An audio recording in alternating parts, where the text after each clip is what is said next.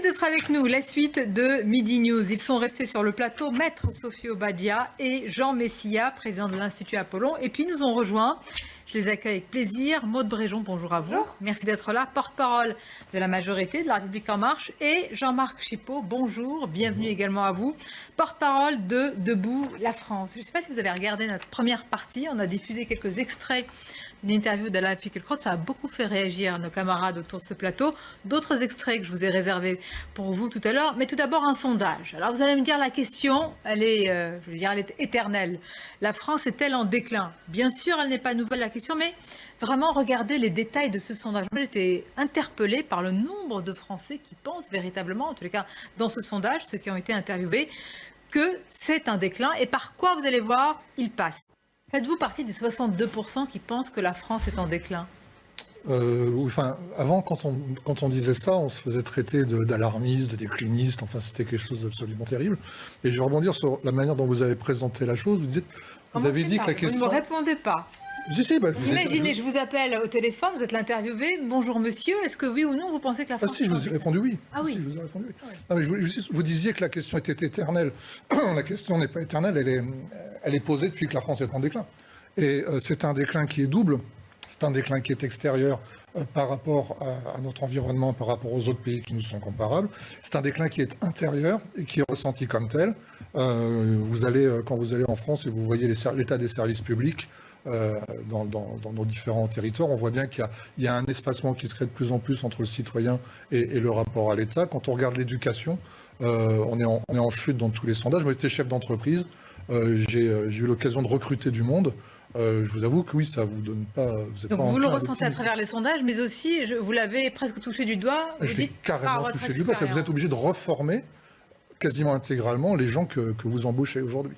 Vous parlez de la jeunesse, là, par exemple, parce que certains vous disent, dans certains secteurs, mais non, on trouve une jeunesse encore plus combative qu'auparavant. Ça n'a rien à voir. Attention, la combativité et la capacité d'occuper un emploi à la sortie de l'école, ce sont deux choses différentes.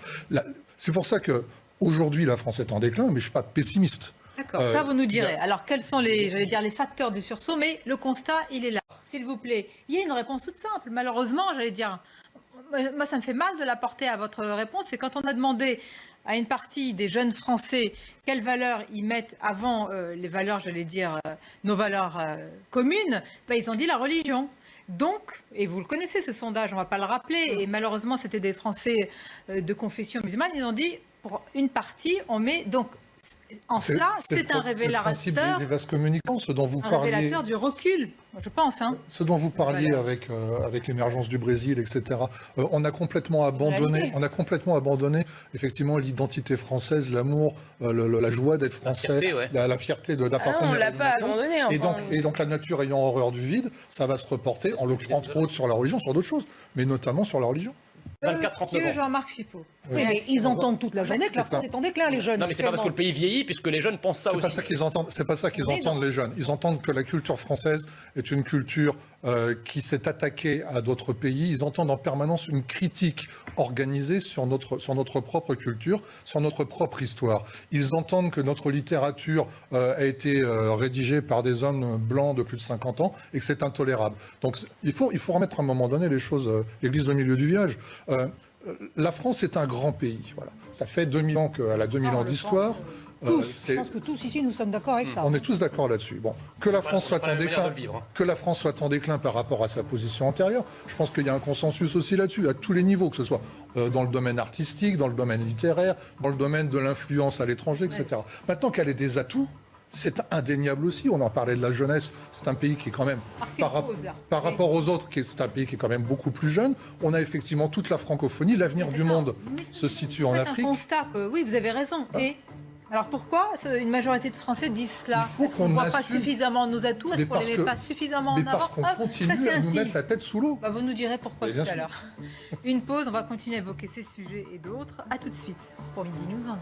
Merci d'être avec nous. Le direct Midi News. En quelques instants, je vous ferai écouter de nouveaux extraits de l'entretien ce matin sur Europe 1 d'Alain Finkielkraut qui publie l'après-littérature. Mais tout d'abord, ça fait des semaines, des mois, peut-être même des années que nous parlons de certaines situations intolérables pour les riverains, les populations face aux craqueurs, comme on dit, en tous les cas aux consommateurs de crack qui aussi, il faut le dire pour certains, sont aussi, attention, des victimes, même si quand on consomme du crack, on est dans une situation totalement hors de contrôle. Les riverains décrivent véritablement des gens comme des zombies dont ils ont peur et pour cause, il y a parfois des violences terribles et radicales. Et nous sommes revenus au Jardin des Halles. Vous connaissez la situation, vraiment qui s'enquiste, une véritable impuissance, à la fois peut-être de la préfecture et de la mairie. Vous y êtes, Jeanne Cancard, avec véritablement là, c'est une population, on le dit à chaque fois, mais certains riverains qui sont à bout de nerfs.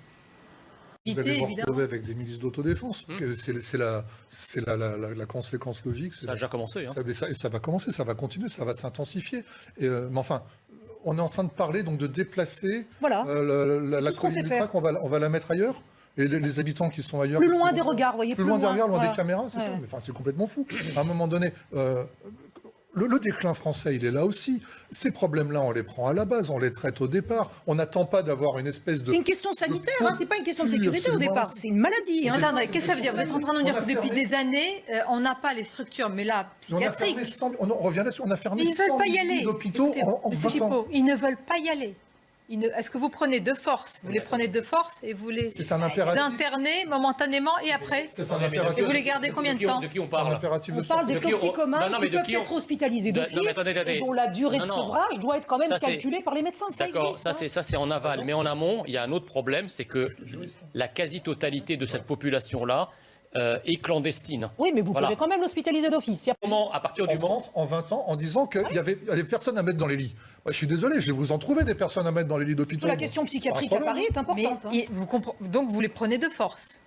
Mais c'est un problème. Non, mais vous me regardez, mais concrètement, dites-moi comment on fait. Quelqu'un qui divague dans la rue, quelqu'un qui divague sur la chaussée à Paris est hospitalisable d'office. Ça fait partie des choses. Très bien. Et après, il sort de l'hôpital. Et à un moment donné, il y a un sevrage. C'est là où il faut des structures de soins, pas seulement le garder puis le relâcher. Ça sert à rien. On prend toujours les problèmes par petits bouts. On est toujours en train de segmenter. Alors, c'est très dans l'air du temps. C'est très. Le président de la République est un grand adepte de la segmentation.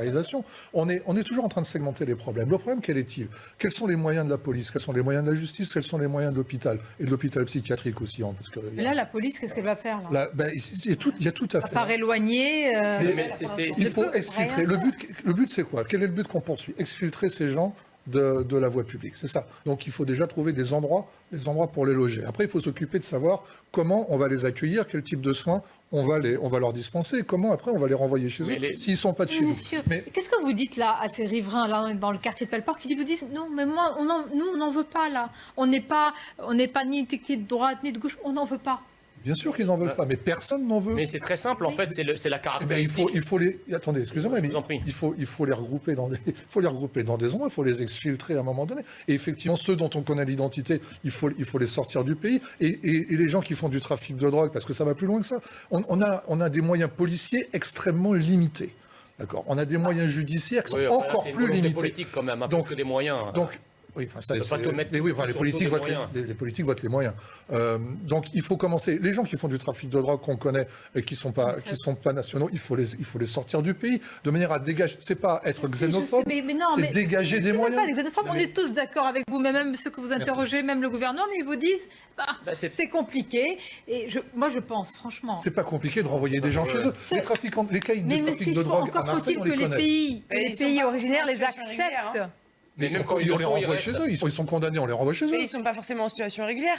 Quand c'est quelqu'un qui est né en France, de parents nés en France, français, je veux dire, peu importe le prénom qu'il porte, monsieur, il est français. Oui, mais vous n'allez pas le renvoyer des étrangers. Mais ce que je veux dire, c'est que vous faites un focus sur les étrangers. Sont pas français. Vous faites un focus sur les étrangers, mais enfin, c'est pas l'ensemble des dealers. Il y a aussi des dealers qui sont français. Je vous ai pas dit que l'ensemble des dealers étaient étrangers. Pour répondre à votre question très rapidement, c'est la caractéristique de toute l'idéologie de gauche et des progressistes que de tout vouloir, mais jamais chez eux. Donc on veut bien d'une salle de shoot, mais pas en bas de chez moi. Je veux bien d'un camp de migrants, mais pas en bas de chez moi. Je veux bien des éoliennes, mais pas en bas de chez moi. Donc en fait, les pollueurs ne sont pas les payeurs. Donc quand Anne Hidalgo... Pourquoi Anne Hidalgo ne propose pas de faire une salle de shoot à la mairie de Paris? Bon, allez, il doit avoir des locaux, non? Qu'il le fasse. Alain Finkielkraut. On va rester dans la thématique des quartiers parce que je lui ai demandé, Alain Finkielkraut, qu'est-ce que vous répondez ce matin à ceux qui vous écoutent, qui vous disent mais vous êtes dans la nostalgie, vous êtes un peu un peine à jouir, vous êtes un peu pardonnez-moi, un peu réac, qui me dit mais pas du tout. Moi je revendique un droit à la nostalgie et il me donne un exemple. Et je voudrais vous soumettre cet exemple. Écoutez-le. Vous revendiquez le droit de regarder en arrière et de parfois trouver que dans ce rétroviseur, l'image était plus belle. Écoutez, j'ai habité le 10e arrondissement, par exemple, à Paris. Je ne pourrais plus y vivre. C'est très simple. Et il y a d'autres arrondissements qui, du fait notamment de ma notoriété relative, et étant donné les gens qui y vivent, il y a beaucoup de lieux en France où je ne pourrais même plus être. Donc oui, j'ai le droit d'éprouver une certaine nostalgie. Oui. C'est même le retour de littéraire, vous savez, dans les lycées, bien sûr. Aujourd'hui, on recrute davantage de littéraires parce que finalement, ils ont peut-être une capacité... Mais il ne vous dit pas l'inverse. Il dit il y a beaucoup de beaux romans, il y a beaucoup de choses, il y a une rentrée littéraire qui est foisonnante, mais il dit c'est pas la même chose. La vision littéraire au sens où on a le temps de lire Proust et Kundera, où on se dit oui, il y a de la nuance, il y a de la complexité, c'est fini. C'est le temps de l'affrontement. Rapport au temps. Alors c'est compliqué parce qu'on y participe, nous-mêmes, à ce temps de l'affrontement. Il suffit de voir parfois nos plateaux de télévision. C'est pire, c'est pire que ça. On tend vers une forme de nihilisme un petit peu. Tant qu'il y a de l'affrontement encore, il y a de l'espoir, il y a de la vie. Mais moi, je ressens ça comme étant du nihilisme. Enfin, on n'a pas les conversations aujourd'hui que celles qu'on avait. Je suis un vieux con aussi, moi j'ai 55 ans maintenant. J'ai pas les conversations aujourd'hui avec des gens qui sont à peu près de mon milieu, entre guillemets, que celles que je pouvais avoir quand j'avais 30 ans. Ne serait-ce que ça. Pourquoi ?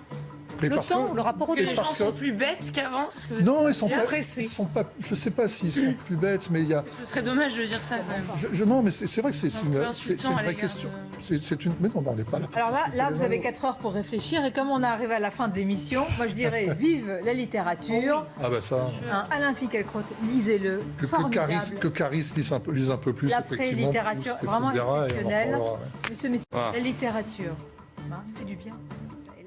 Là, mais le reste, n'est-ce pas? Merci d'avoir été nos invités. J'y compte bien. Bel après-midi à vous. Vous reviendrez pour parler du livre. À bientôt. Restez avec nous, Clélie Macasse à suivre.